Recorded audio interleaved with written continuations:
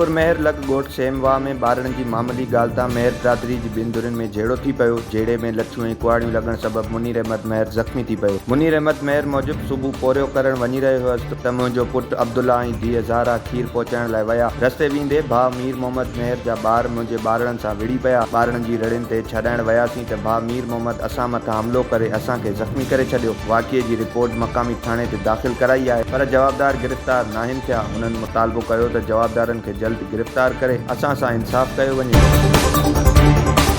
मियां साहब क़ौमी शाहराह ते पुलिस ऐं ॾुआरियुनि विच में मुबैना पुलिस मुक़ाबिलो पेश आयो आहे। हुमायूं थाणे जी हद में क़ाइम ग्रिड स्टेशन वारे इलाइक़े वटि पुलिस ऐं ॾुआरियुनि विच में मुक़ाबिलो थियो। फायरिंग जी ॾे वठि दौरान हिकु ॾुआरी पुलिस जी फायरिंग में मारिजी वियो, जॾहिं त हिकु ॾुआरी खे ज़ख़्मी हालत में गिरफ़्तार करण जी दावा कई वई आहे। मारिजी वियल ॾुआरी जी सुञाणप नदीम लबाणो जे नाले सां थी, जॾहिं त ज़ख़्मी ॾुआरी जी सुञाणप इमामदीन मारफाणी जे नाले सां थी। पुलिस लाश ऐं ज़ख़्मी खे तिबी इमदाद लाइ रूरल हेल्थ सेंटर सुल्तानकोट मुंतक़िल करे छॾियो।